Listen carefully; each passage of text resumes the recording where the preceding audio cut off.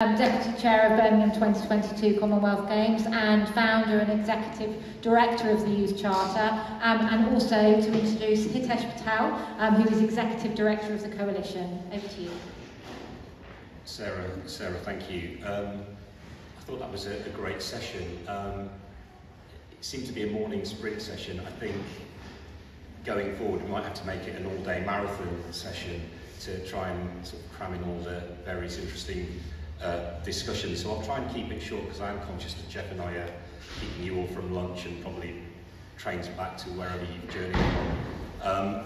But some of you do know me, some of you will have kind of come across me in my previous guise before I joined the coalition in April this year when I worked at DCMS. I was in government for 20 years as a civil servant. 17 of those years were in DCMS, 12 of which were working on sport, leading on international sport, major sports events, not specifically the Commonwealth Games, I must add, although I did sit on the internal delivery board, and also integrity. That's things like anti-doping, match fixing, anti-corruption, and governance, all the kind of high-profile, sometimes bad news stories. But I'm delighted to be here in Birmingham, and by extension the Black Country, as Simon mentioned at the outset. I'm originally from West Bromwich, he's from Wolverhampton, and surprisingly we do get on.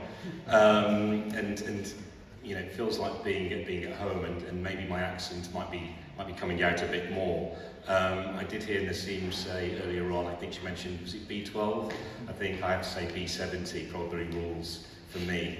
But the coalition team were here for a couple of days during the Games, and although we did see some sport, the main driver for being here was to see some of the wider community-related activity taking place. So Mark mentioned the summer camp that took place that Street Games delivered out in Bromsgrove.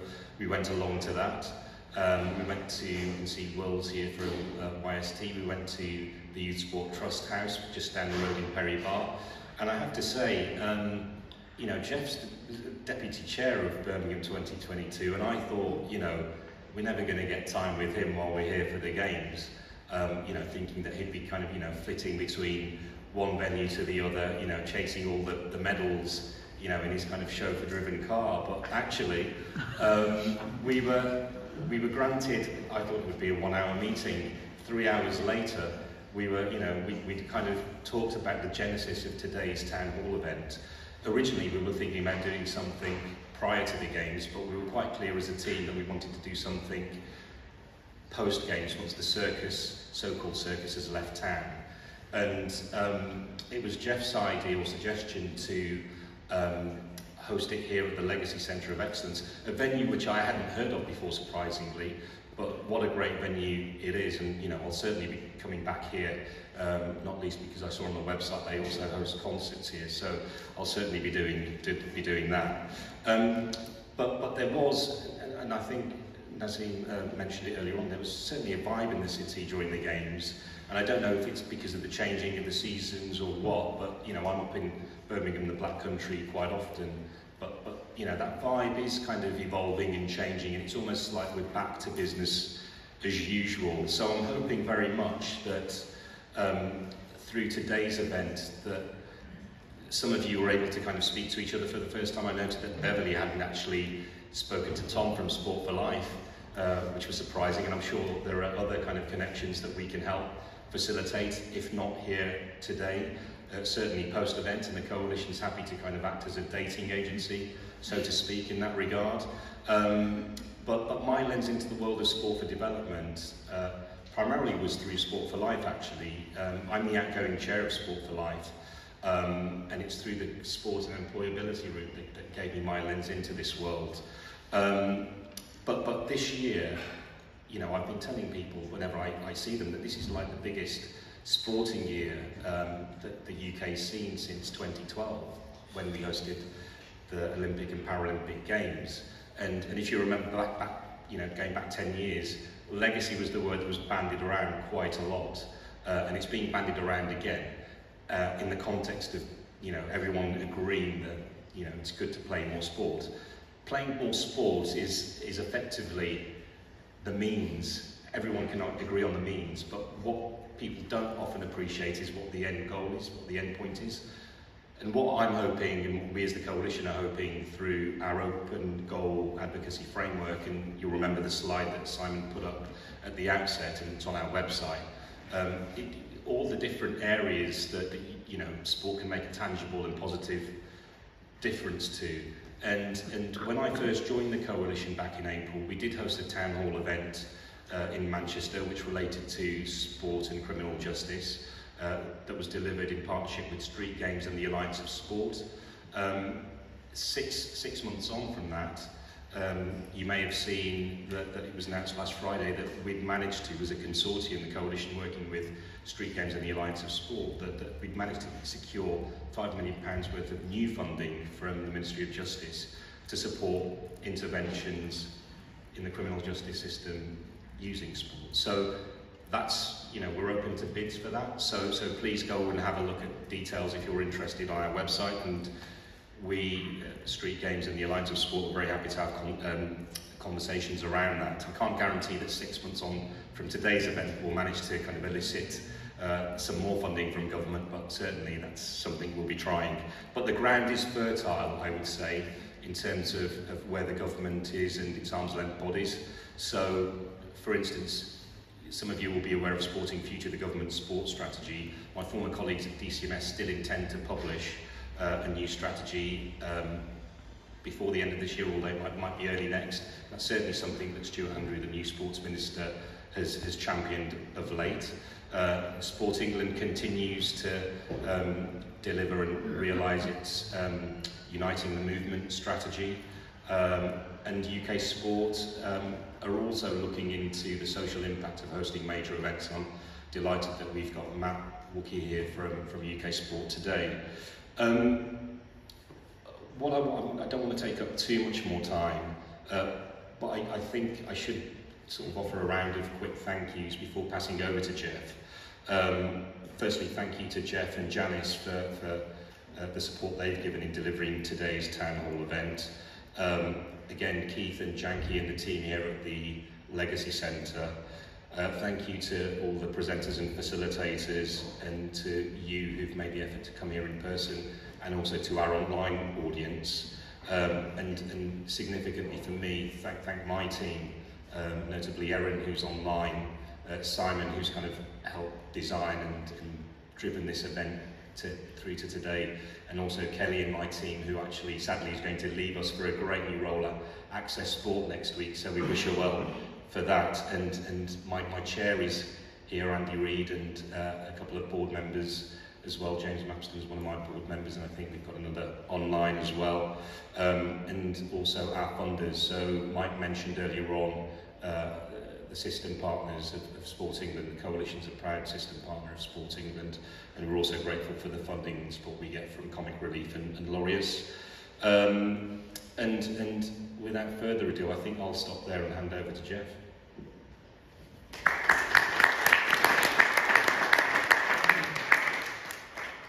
I'm hoping my voice will carry sufficient enough not to need the use of the mic.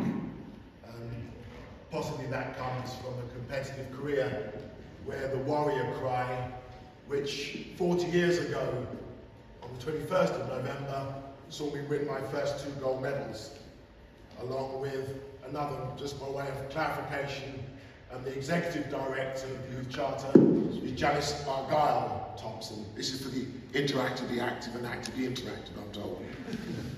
But she is equally one of those incredible warriors who won gold in that silver and bronze medal hall 40 years ago, and I got the best return on my investment because she became my wife.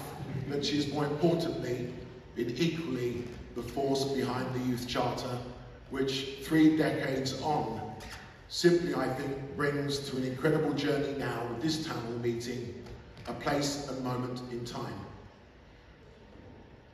Nassim said, if we don't tell the truth, nothing changes. I'm absolutely driven by that telling of truth to power. Each and every one of us has that power, and I'm hoping on the ability to be convening you here today that you will all take the responsibility for what that power represents. First, foremost and uttermost would be sharing with you this fundamental human right and belief that sport, in its artistic and cultural fundamental human right of opportunity to young people in their mental, physical and emotional health and well-being. If we all agree on that, we will equally agree that when they're not afforded that fundamental right, the mental, physical and emotional disaffection and disadvantage can lead to antisocial, gang-related activity and extremism. That has an impact on all of society, inner city, suburban or rural, upper, middle and lower of whatever class suggests it is not a subcultural phenomenon. The bidding and hosting and legacy of major games is nothing new to Britain. We have been at it for a long time. Ironically, Birmingham had the aspiration of bringing the Barcelona Games, as they became awarded to Birmingham, as my first exposure to the IOC and all things sport. Birmingham had been at this for a long time. In between that time, Manchester, which is where a legacy intention was shared, and I was proudly to become an ambassador for that Games. We lost the 2000 bid, but during the loss of that 2000 bid, we lost a young life on the streets of Moss Side, Manchester. His name was Benji Stanley. Please remember that name, because without him and that loss of life, we would not be here today. That is for those who then do your due diligence. But from that, the business sector, the commercial sector, invested in what I simply wish to see, on the basis of the Royal Charter, a youth charter. Manchester lost the 2000 Olympic bid, but gained the 2002 Commonwealth Games. It was the most equitably diverse and inclusive Games, where parasport were given equal parity in the Games programme. What gave birth to the Games makers came from going into areas of regeneration, renewal, to give them a role as volunteers. But as the point has been well made, communities thrive because they come from the community, by the community, with the community. By the year 2000, at the 2000 Games, the late Kofi Annan and the late then Mary Glenn Haig, a founding trustee of the Youth Charter, had a conversation at the opening ceremony, and Sport for Development for Peace was born, with an office in New York. The Magdalene Conference in 2003 and following years started to set a global footprint. A movement was inspired. I have to share with you today, the Youth Charter strategy was 7 years. I cannot believe it's become myself and Janice Thompson's life work, for what many of you have now committed to. But if the truth be told, it has become a sector and now an industry, and that is fundamentally wrong. If the 3 pillars of engagement, of sport, art, culture and digital activity, and it must be holistic, it must be integrated to engage young people, then it can equip them, as we all believe, in the mental, physical, emotional health and well-being and life resilience. Once they have that, they have to be empowered with an ambition of further higher education, employability or entrepreneurship. Without that, it's failed. I've witnessed hundreds of millions of pounds, strategies, policies. I'm now serving my 10th Prime Minister in public life. I won't tell you how many sports ministers or secretaries of state. Suffice to say, like most say when they see me coming, they all say yes to me, but not many followed up. But that's not exclusive. Respective governments have failed. But I will share with you this. In every single moment where people have said we need to talk, we need the roundtables, we need the strategies, we need the agencies, they are not reflective of the communities we want to affect the change. It is not diverse, not just in look, in thinking, in creativity, knowledge, in collectivism. And I will revert back to the George Floyd moment, because it's only when diversity comes together we can make something that's wrong right. As the Deputy Chair of Birmingham 2022 Commonwealth Games, they were charged to deliver a Games. They delivered that Games, an extraordinary Games. It is not an organising committee's role or responsibility to look at the issue that we are now empowered to deliver. I'm also the London Legacy Development Corporation, 10 years on from 2012. That's why we did deliver the Pledge of Inspiring a Generation. You have to have the sport for development infrastructure. It used to be called community sport, by the way, for those of you who don't remember action sport, and the Community Sports Leaders Award, and Sport for All for that matter. Denzine White has had to leave us, but as the chair of Sporting Equals, he equals a Waltertonian from the Black Country. I always want to know why I'm from the Black Country. I'm a lot more comfortable in my skin with that stereotypical label is afforded me.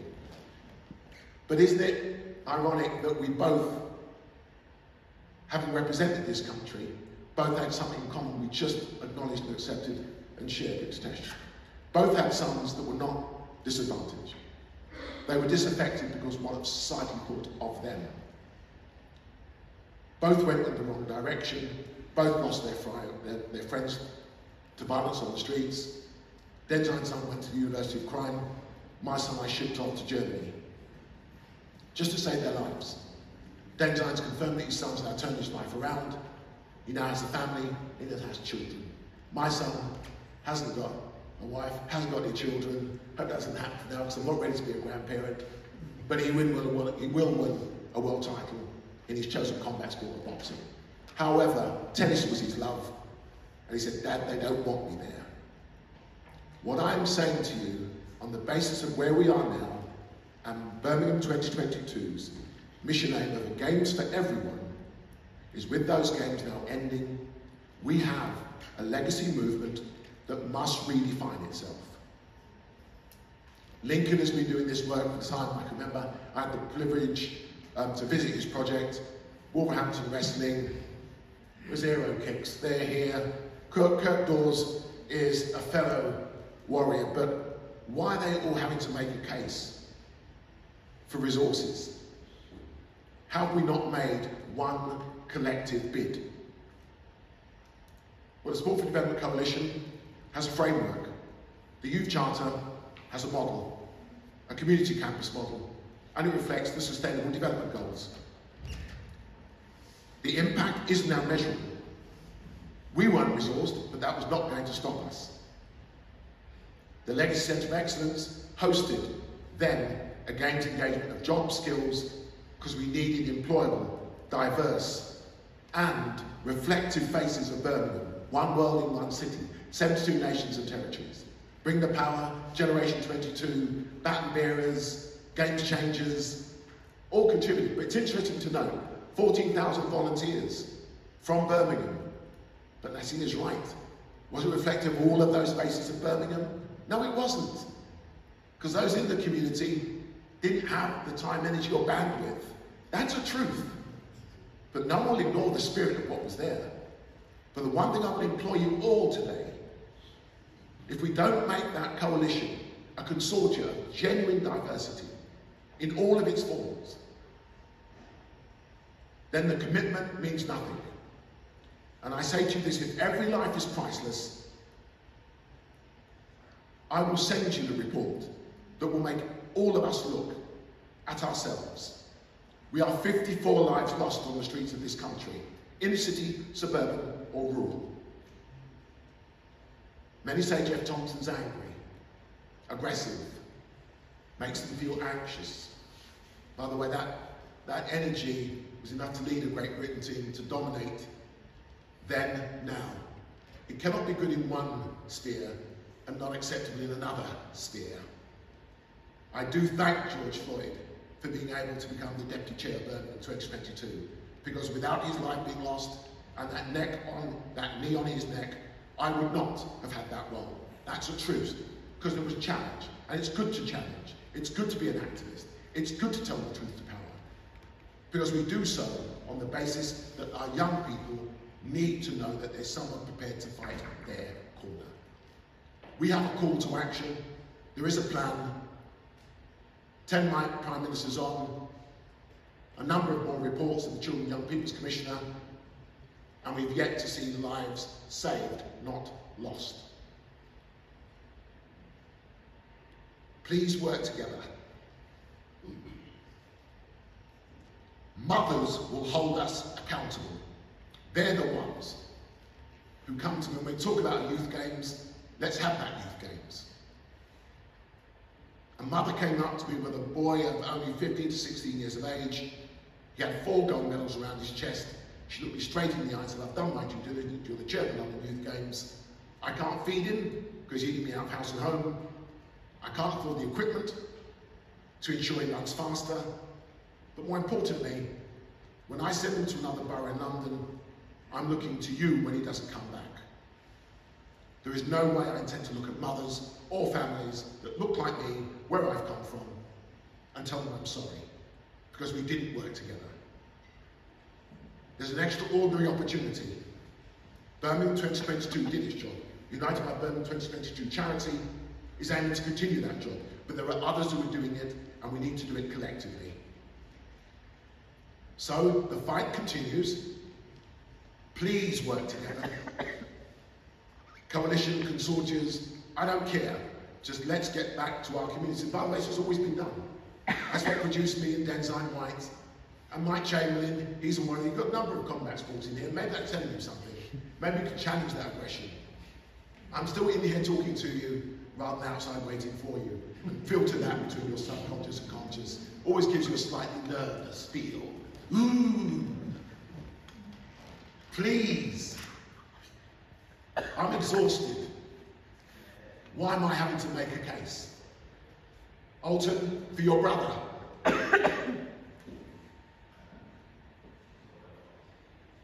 Too many lives lost whilst we faff around and go through strategies. From the community, by the community, with the community. A legacy centre of excellence, a legacy opportunity for all.